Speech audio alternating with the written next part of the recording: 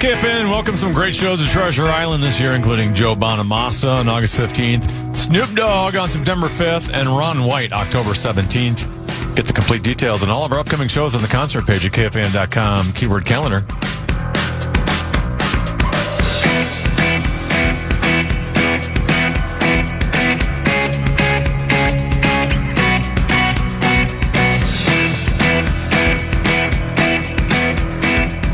Program director cornered me out near the break room and said, "Hey, you can do live listenings if you want." And I said, "Why don't you just come out and say, do you think the show is terrible, worse than most days, and you just think we should rely on something else?" Argentina scored not one, not two, but three unanswered goals, and they now have a 3-2 lead over Egypt. I don't know where this would rank in remarkable comebacks in World Cup, but they were down 2-0 in the 79th minute, I believe. Is that where it was? Was it 79th minute, or is that wrong? And now at 98, 12, 13, 40, Egypt is bitter.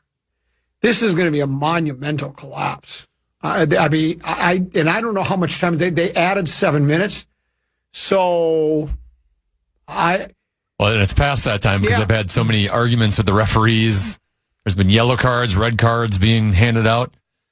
Egypt's bitter because on the Argentina third goal, it was kind of similar to the one that got disallowed previously. Isn't that funny? Where the Egypt player's toe kind of got stepped on, the ball goes the other way, and they score for Argentina. But this time they didn't. So the best part about soccer is now there's stoppage time on top of the stoppage time. Yeah. Because we've now surpassed the stoppage time. But the game's not over because there was stoppage within that stoppage time. Yeah, it seems like it's all completely manufactured to me. I think we should go back to ripping soccer. But for now, we'll do 5, 3, 4. Time now for 5 questions. Well, actually 3, but 5 sounds like more than 4. Brought to you by Willow River Company. Question number 1. It's time now for a look at the Lynx. The Lynx have dropped consecutive games for the first time this season after falling to the Connecticut Sun 90-89 last night. The pair of losses to New York and Connecticut marked the first time the Lynx had allowed back-to-back opponents to shoot above 50%, and only the second and third times they've done it all season. Minnesota was without rookie all-star Olivia Miles, who was sidelined with a right calf injury. Common, any concerns with the Lynx? Well, with Olivia Miles' calf injury, more than anything, you're not going to win them all. It's pretty hard to. Heck, they don't even do it in football. They only have 17 games. Hard to win them all. And I don't know how much her absence had to do with, and she was just out for the last game, right? They've lost 2 in a row, but the one before, was she playing? She missed, I think, a portion of that game, or like fourth quarter. Well, maybe that explains it. I mean, it's obvious she's that impressive. She's a rookie. She's in the All-Star game, right? She'll probably be Rookie of the Year. There are some that consider one of the best players in the league already. She's MVP. Yeah, and exactly. So I think that had a lot to do with it. Those calf injuries tend to be, you tell me, you understand soft tissue injuries better than I do because you are an athlete. You played. I got out after 6th grade track and field. I went out on top. I won the Adams School 6th grade track and field day sack race, and why not call it a career there, which is what I did. Calf injuries can be can they linger? I know hammies can. Calf, kind of the same thing. Yeah, I felt like Io was lingering for a while there in the postseason. Yeah. So, that would be the thing that would concern me the most because you get worried about Achilles too. That's it. Let's face it. Has Fee come back yet? No, but that's expected soon. Am I correct? I hope so. So that would be my biggest concern. Not so much the losses, but the loss of the player. Let's hope it's not anything too serious. Argentina officially wins, by the way. The game is over 3-2 over Egypt. Question number 2. Vision for the division. It's that time of the year where we do our Vision for the Division series. So, Common, Who will win the AFC West, and how would you rank those 4 teams? Who are the teams in the AFC West? You have to tell me, first of all. I don't even know. Denver, KC, Superchargers, and the Las Vegas Raiders. Is Derek Carr still their quarterback? He's been playing for 30 years. Do you know who might be the quarterback for Vegas? Oh, yeah, Kirk Cousins. You like that? Do they have a rookie there? Oh, yeah. They drafted Mendoza, that's number 1 overall. The Mendoza character. One of those clickbait, somebody trying to prop up sagging ratings, suggested that Kansas City wouldn't even make postseason play this year. I think they missed it last year. I know, but I still think to me, that's just an anomaly. Is that the right word? That's a board game that Corey Cove invented called Anomaly. You buy, sell, invest, use, flaunt. And now with the happy newlywed, he'll be sky, or will he be distracted?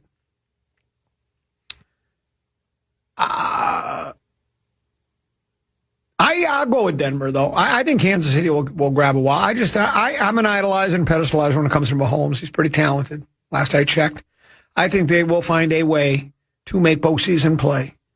But I like Denver in that. That's the easy way out. But Bo Nix, they were. I was going to say, my bold prediction is Denver doesn't make the playoffs. Oh my gosh! And why is that? What's your reasoning behind that? I'm still not sold. Obviously, I hate to admit it, but Sean Payton's a pretty darn good coach, and they had a really good defense. But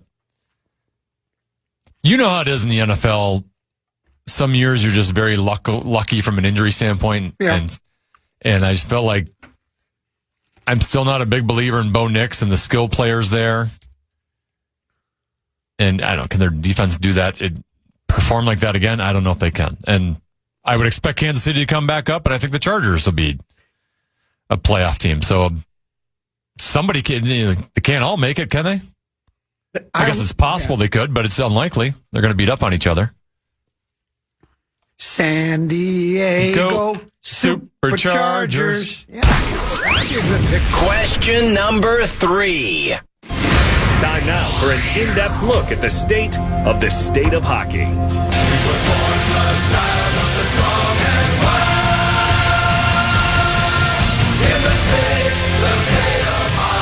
We didn't get Larkin, did we? No. Though there was a tweet about Larkin earlier I can find again. Okay. The Athletics hockey staff gave letter grades to all 32 NHL teams for their free agency moves so far this offseason. The Minnesota Wild received a C from Michael Russo. Russo wrote, quote, "As of now, the Wild still have not added that long-coveted number 1 center, and they've lost 50-plus goals and 150 points of production in Matt Zuccarello, Vladimir Tarasenko, and Marcus Johansson, replacing them with Blake Coleman, Maxim Shabanov, and kinda, sorta, Bobby Brink. Coleman should add some offensive pop, but along with Ali Mata, should help the penalty kill. But scoring is a concern. Common, do you agree with a C grade for the Wild's free agency moves thus far?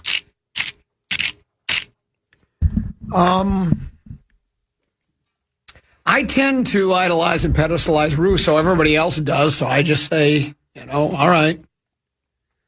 If Russo thinks so, I guess C's the right letter. Professor Russo, handing out letter grades. Gives them a C, must be a C. Who did we get anyway? What did you say? Did we even do anything in free agency? Well, we made trades. Oh, we got Blake Coleman and Ali Mata, right. We got Shabanov. Well, yeah, that probably sounds about right. But let me ask you a question. The one position that we sorely need is a number 1 center, right? There were no number 1 centers available free agency-wise, or were there? There was nobody really, right? We'd have to trade to get one.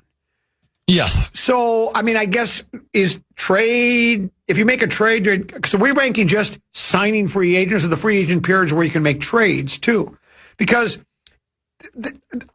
just to sign a player I'm not that word, that's all we need is a center, and that's it. But if that's your most coveted position, you really need that, then you've got to kind of put all your eggs in that basket, and you can't be signing free agents and committing money, I don't think, until you get that center. Maybe I don't understand how to put together a pro hockey team, but I don't even know how you give them a grade, and I don't know if that's an accurate grade, because I don't know if there is that much out there that would help them. Does that make sense, or am I way off the mark? By the way, on the Dylan Larkin front, Helen St. James of the Detroit Free Press today tweeted, in 2+ months since requesting a trade from the Red Wings, Dylan Larkin has not expanded his list from Florida, Minnesota, Vegas. Ooh. No offers from those teams have intrigued Wings. They want value now players for a number one center with a very favorable contract. But from a Wild standpoint, that's interesting that the list has not expanded past those three, especially since Florida's probably not going to be in that mix. Well, let me ask you a question. How many years does Larkin have on his contract? 5. At a favorable number. It's over $8 million. 8.7, I believe. So they are in a position, if Yzerman, that's who runs the club, right? Yes. It's a bad situation to have a disgruntled player that doesn't want to be there, but they don't have to trade. It's not like he's got 1 year left and they'll get nothing for him if they don't trade him. They could say, sorry. So that's going to be their leverage is, well, we don't have to get rid of him. Yeah. And then the Wild's leverage right now is, well, there's only 3 teams on his list. One's probably out. And you really want to go into the season with a disgruntled center and captain, as you just mentioned. Yeah. Because that's going to be a talking point all season long. The plot thickens, is what it does. We'll take a break. We'll come back. That's it for today's edition of 5 Questions. Brought to you by... Well, actually, 3 questions, but 5 sounds like more than 4. Willow River Company, they're your outdoor living experts. They do it all for me. They're weeding my gardens. They're planting trees for me. They're doing some fertilization, and then I got to get them to do that. Is it called thatching or dethatching? Because when I mow, I just I never use it. I don't bag it. So that gets down there and gets real thick, and they'll do that for them. They're going to aerate for me. I'm on a planter subscription. My wife loves that. It's going to be a happy wife means what? Happy life. And so they bring these plants. My wife loves the planters with the flowers around the porch.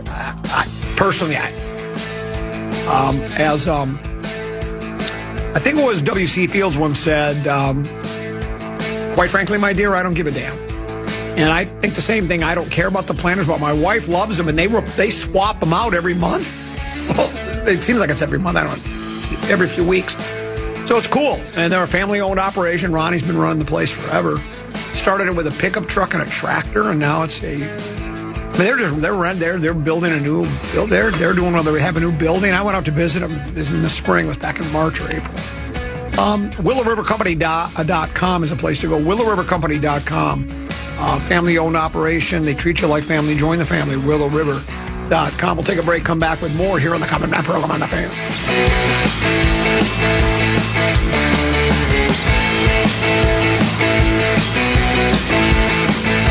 The Common Man. I just gave up on it.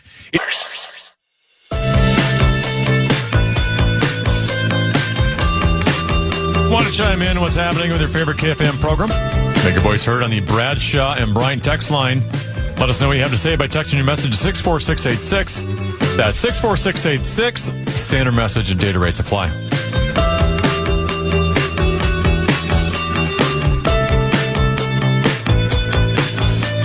What's the name of this song?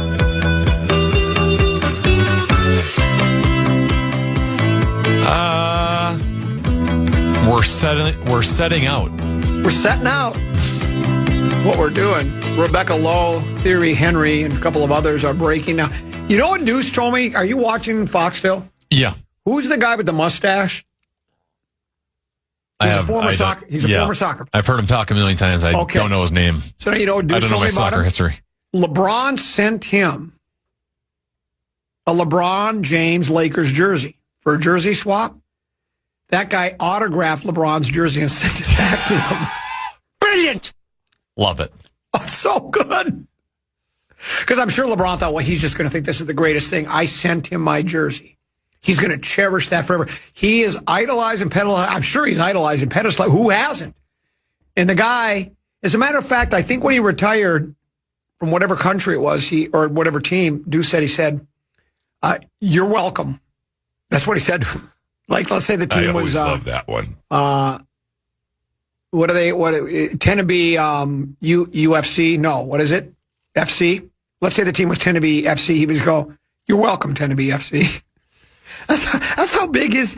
The guy's more interesting because he's got an ego. We should do that at the end of this show from now on. Instead of thanking the listeners for listening, we should just say, listeners are welcome. You're welcome. Yeah. I like that. I'm going to start doing that and you know what? Because to be honest, let's play instead of being this humble stuff. Oh, like we're just humble and lovable. We're really good at our job. Barrero said so. You've heard that, haven't you? Can you find that one where he says he's more interesting? Common's more interesting because he's got an ego. He's really good at his job.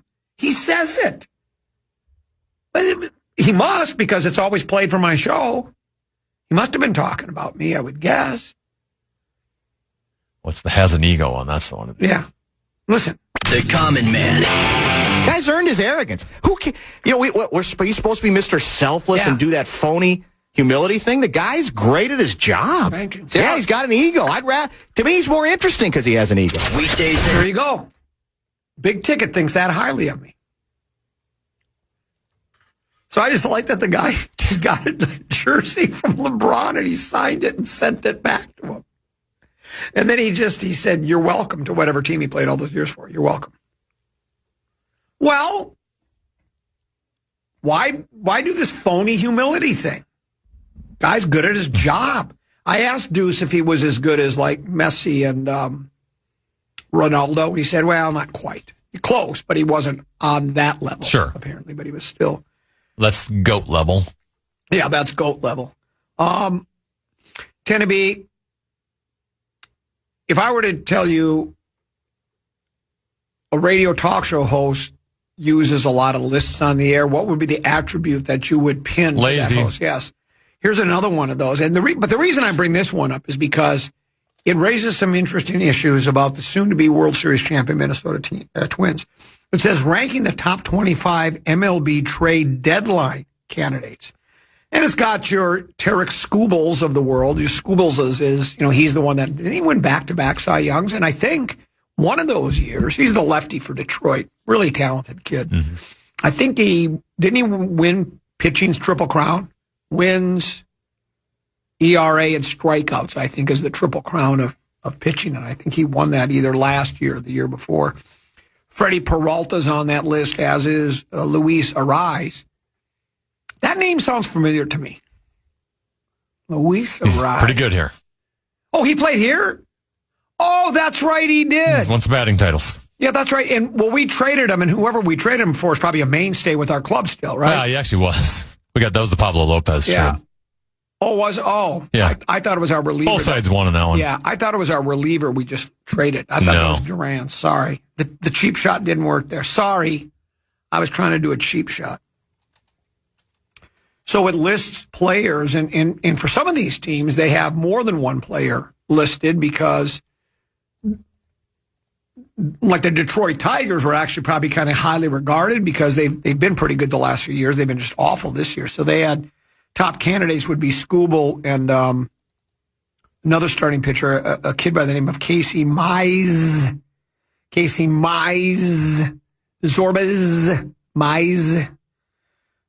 You scroll down a ways, Tennessee, and you get to Minnesota Twins. 11th and 12th best trade prospects. Ryan Jeffers, catcher. Joe Ryan, starting pitcher. They write, this is CBS Sports. Byron Buxton insists he's staying in Minnesota, and we'll take him at his word. Jeffers is on the mend following hamate surgery and is expected back ahead of the deadline, which will give interested trade partners a chance to see him post-surgery. Teams don't like to bring in a new catcher in the middle of the season because there's so much to learn on the fly, pitching staff, game plans, etc. But sometimes they have no choice, plus Jeffers brings high-end offense for the position. Unlike Jeffers, Ryan is not a rental. He'll remain under team control in 2027. The Twins don't have to move him, but if they hold him at the deadline again, they won't get as much in return in the offseason or at the deadline next year. Teams will give up more for 2 postseason runs of Ryan than they will for 1. Minnesota could also capitalize on Cody Clemens' power binge and make him available at the deadline. The best fits, Yankees for Jeffers, Padres for Ryan. Jeffers is playing down in St. Paul right now as he's rehabbing. I think he hit a home run on the Saturday or Sunday. I think it was a Saturday game, maybe a Friday game. He's for real. I mean, it's not like he's some flash in the pan. He's a really solid defensive catcher, and he has a good bat. I was just talking today to Gumshoe Guy about, we were talking about goaltending, about how bad that goal looked last night. The United States gave up. And then we talked about it. He said his son had played goalie in soccer, and Deuce did as well. And Deuce played goalie because nobody else wanted to. When you're in that 3rd, 4th, and 5th and 6th grade, nobody wants to play goalie, right?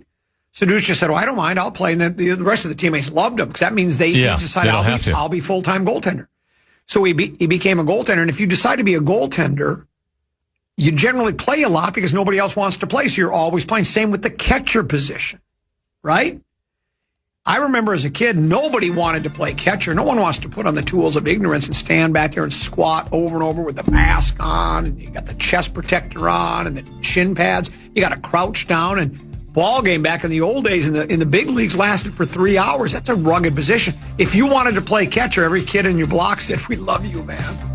And Jeffers is one of those guys. Matter of fact, what we were talking about is usually a catcher can get away with being a .214 hitter, hitting maybe a dozen home runs and driving in 70 runs, because if you're really good defensively and can handle a pitching staff, that's your most important thing. But when you're like Jeffers and can do all of that, plus you can hit the ball a little bit, you're very valuable. I'd rather they don't part with Jeffers. I'm sorry, I know this team doesn't have the components to win the whole thing. Let's face it, they don't. Probably nobody in the American League does. The only team that probably could rebound would be the Yankees. Otherwise, Dodgers are basically your odds-on favorite, right? But as long as the division's down... well, it's not just this year. Right. You get a chance to... Yeah. But I'm just saying, I'm talking about even for this year, because we've talked about this. The Twins have, for so long, they are in such bad terms with the fan base that to sell guys like Jeffers and Ryan I mean, how many prospects can you have after a while? So, but you're right, not even just for this year, but for future years, and both those guys should be mainstays on the club. We'll break, we'll come back. More controversial Vikings news on the other side of the break. Mark Rosen joins us right about 2 o'clock, right here on The Fan.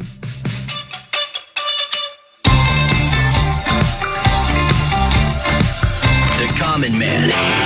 Out of all the commentaries. The radio home of Minnesota sports is also on YouTube. Check out the KFAN YouTube channel for exclusive videos, in-depth takes, initials, and password games, and behind-the-scenes content.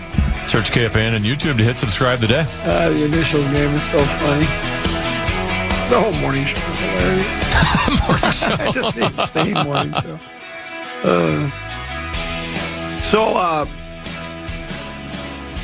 A listener texted me about the LeBron Zlatan. Zlatan? It's a great name. Yeah. Situation. So does he go to Zorba's? He goes to Zorba's. So I hopped in, and here's what it said. Star Zlatan Ibrahimovic sent back a signed Lakers jersey sent to him by LeBron James because he took issue with LeBron being called the chosen one. Zlatan argued that he, not LeBron, is the chosen one, and stated that LeBron should have brought the jersey to him personally to show respect. Then it goes on to say, when both stars lived in Los Angeles in 2018, LeBron joining the NBA, Lakers, and then Zlatan joining the MLS's LA Galaxy, they had a clash of egos. I think they're both more interesting because they have egos. They're both really good at their jobs. Why would they worry about the humility thing? LeBron sent his Lakers jersey as a friendly gift. Zlatan signed the jersey, wrote a message, and immediately mailed it back. In an interview, Zlatan explained his bold move. He noted that people called LeBron the chosen one and gave him the number 23. Zlatan essentially said, "Who are you to call yourself the chosen one? I say I'm the chosen one." He also stated that LeBron should have given him respect by delivering the jersey in person. And apparently, Zlatan also famously spoke out against LeBron for mixing sports with politics, stating that the athletes should stay out of political issues. LeBron responded by pointing out that Zlatan had discussed racism and prejudice in his own past and noted that he wouldn't stop speaking up for what is right. In other words, shut up and dribble. Mm-hmm. And they both play in a sport where you dribble. Right? It's about the only thing they really have in common. And they pass and dribble. Yeah, and they both have egos. And they're great at their jobs. They're more interesting because they have an ego. So that's the backstory there. And so whether that does anything for you or not, I don't know. But I do like when there are certain athletes that are, that are just supposed to be, and I guess not just athletes, but musicians. Like you're never supposed to say anything critical of like a LeBron James or of a Tom Brady or a Patrick Mahomes or a Taylor Swift, right? You just don't, you can't say anything negative about those people. Well, and maybe there's nothing really negative to say, but you could say, I think LeBron's, got some things that are, that maybe he's not, he could use some work on. Or if he has a bad game, it's, you can do that. But there are certain, and there are not a lot of them, but there are many of them that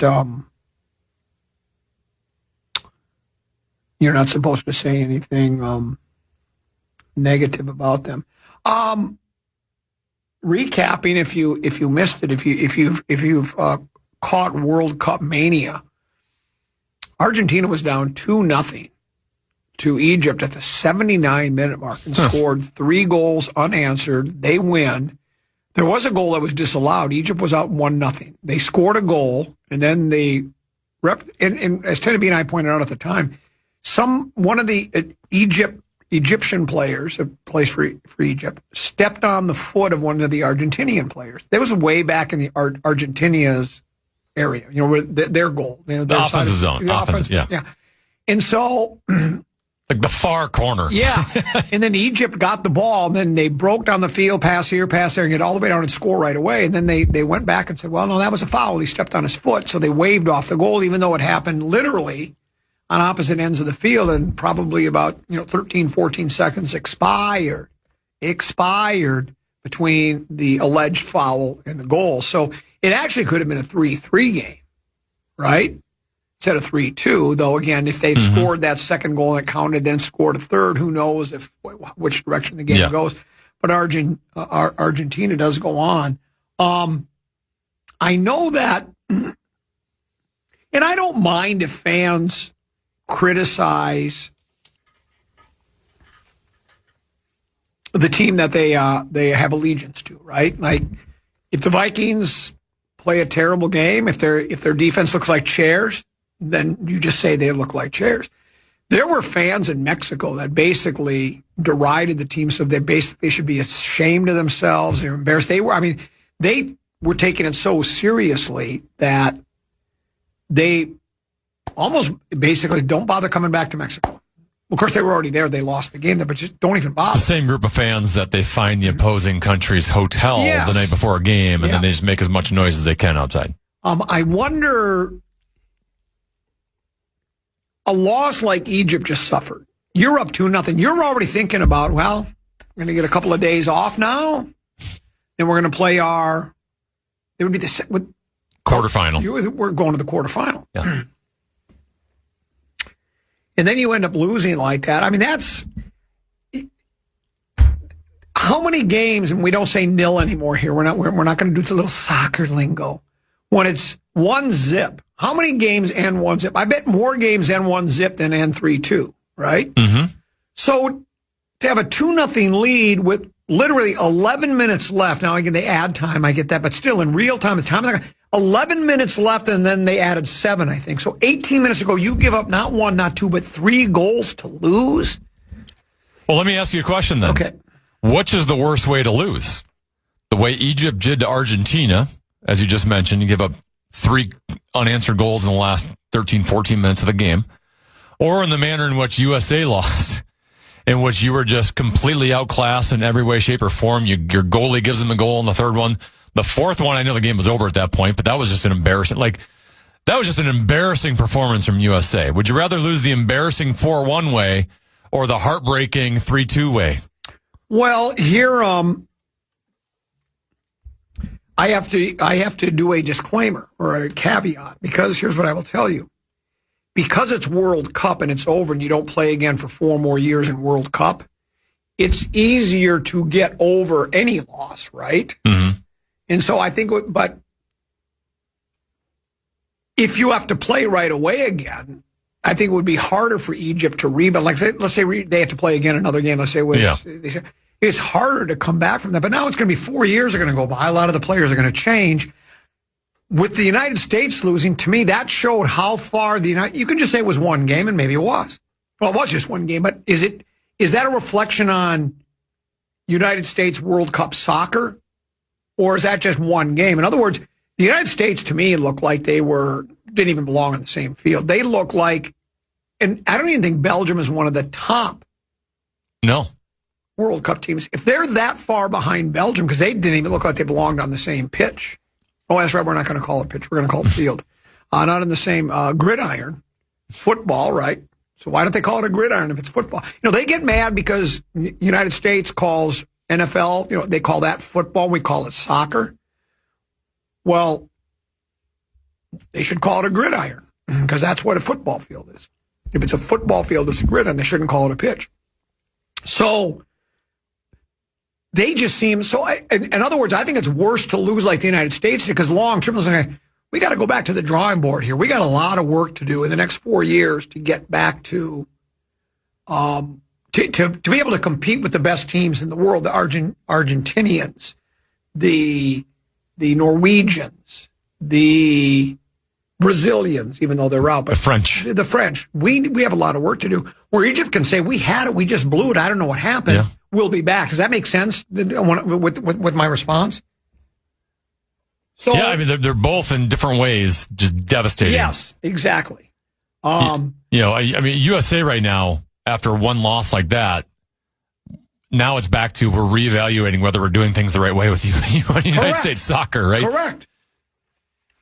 We're in Egypt. You're just going, how did you guys do that? We had Lionel Messi and one of the top teams in the country, one of the great soccer teams on the ropes. Yeah, that's exactly right.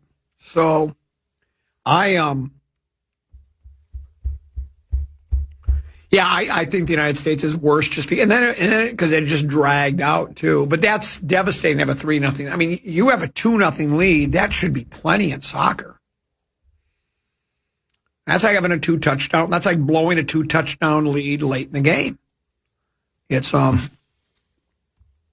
unfathomable. But we saw it. It did happen. And so.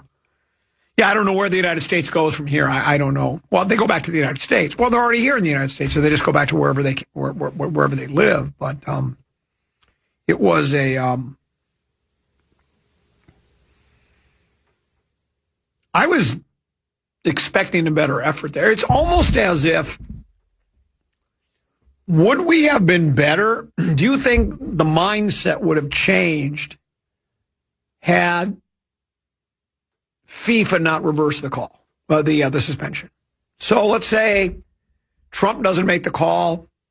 You could blame the loss on Trump if you want. You could find a way to do it. And I think a lot of lunatic liberals are. Because you could say, you make that call, they rescind it, we become the bad guys, and that changes our mindset. Because when you have your suspend it, you feel like you were wronged. I mean, anybody that watched the replay would say, it really wasn't red cardable, was it? I mean, even yellow is one thing, but a red card on that? And then not only do you lose him for that game and have to play 10 on 11, a man short, he's suspended for the next game for that.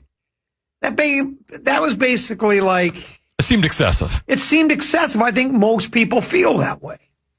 Yet the rules are the rules. And if I remember correctly, the Balogun guy even said, I don't agree with it, but them's the way the soccer ball bounces. And so they were willing to accept it. Trump and Nutnick, whatever that guy's name is, they make the phone calls, and I don't know, there's some kind of connection between the three of them. Probably, I don't know, favors they've done for each other. I don't know, monetary, whatever. I don't know. But they reverse it, and you could say, I just think that if you feel you've been wrong by that, that's where you gather everybody before the game and you do that who dat going to beat them Saints. They took our best player. We got ripped off. That wasn't a red card. Let's go out and take it out on Belgium. Could that have worked? Instead, it's like, oh, we got our guy back. And I don't know. Then the other team got angry. And the other team got angry and said, so they're making special rules and exemptions for the United States of America, the host country, because the president of the country makes a phone call. Well, we'll show you. Now, did that have anything to do with it? Probably not. We'll never know. I've always felt, Tennessee, that I said this yesterday, and I've always believed this, that I think the mind's a terrible thing to waste. Remember that PSA they would show, here's your mind, and then here's your mind on drugs, and they would show a couple of cracked eggs on a frying pan, I think. Isn't that how that PSA went? Your mind on drugs? This is your brain. This is your brain on drugs. Oh, yeah, that's what it was. Yeah, this is your brain on drugs. But I've always believed in the mind over matter. And the only thing that matters is my mind right now, so I'm going to go with it. That you can convince yourself, you can elevate your performance by... And your scrotum. You can elevate your scrotum with a pair of rolled-up athletic socks. You ever go to Target looking for a pair of athletic socks and you come home with Home Alone 2 on Blu-ray DVD? Lucky. Elevate your scrotum. And you can elevate your performance by perceived slights, right? A lot of people look for them. They want them. They want people to... That's like, how many times? Bulletin board material, should have said that. Why did you poke the sleeping bear? I've told you this before, but watching the Jordan Last Dance documentary, which came out years ago during COVID, and there's like 10 of them. Jordan literally was the king of, he came up with things in his brain that he thought he was slighted in, and then would take it out on his opponent. Like I mentioned, and sometimes it's just, he was making it up. Yeah. Like one of them was during the NBA Finals against Seattle, George Karl, the opposing team's head coach, walked into a restaurant that Jordan was eating at, and Jordan was slighted because Karl didn't come over and say hi to him. It's like, I'm going to take it to him. And he was bitter about it. Yeah. And performed accordingly. But if that works for him, that's great. There was a famous story. I remember reading it as a kid. I think I told you.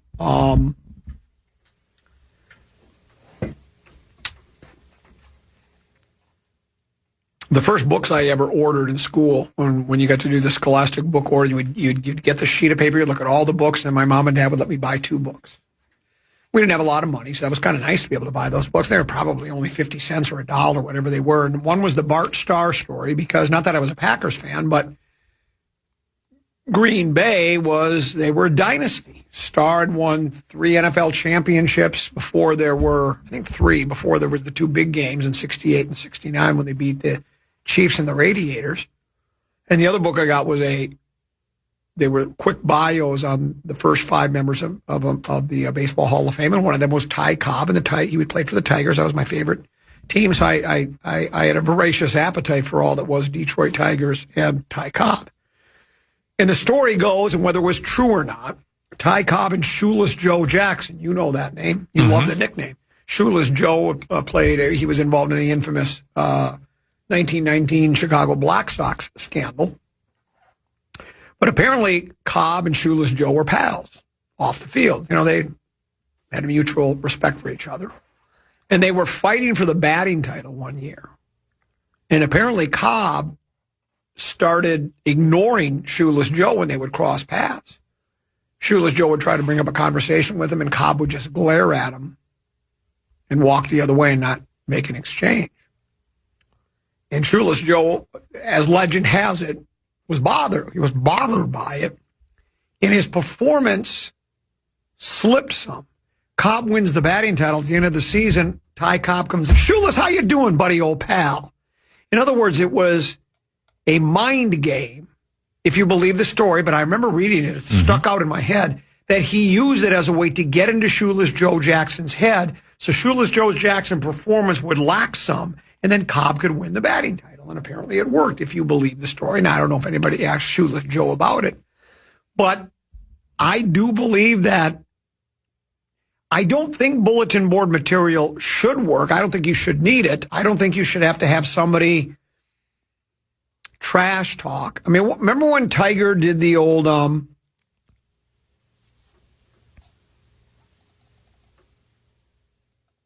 they asked him if he was going to play somebody, he'd say, what do you think of it? He goes, 9-8. The guy who talks smack him. Yeah. And right. The heads-up tournament that they do. Yeah. I mean, like after the win, and tell you, what was on your mind? It's like 9-8. 9-8, yeah. Beat him on every hole and eliminate him as quickly. 9-8 is as quick as you can eliminate. You're up 9 with 8 holes to play. And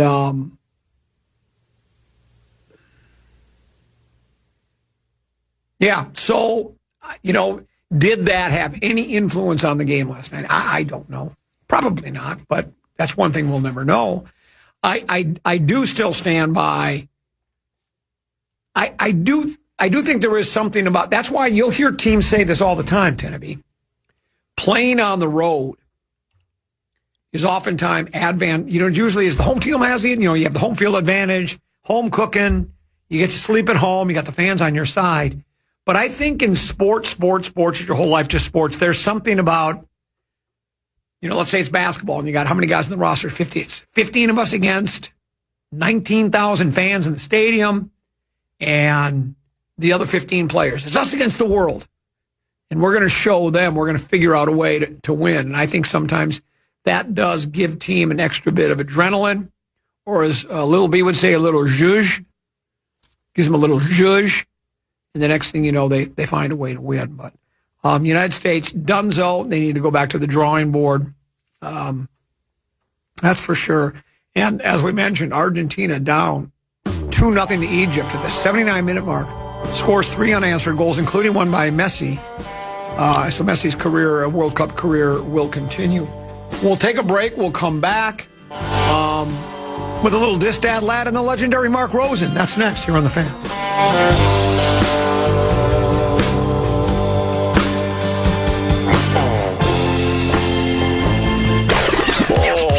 Common gets Rosie going. Great. Next on The Fan.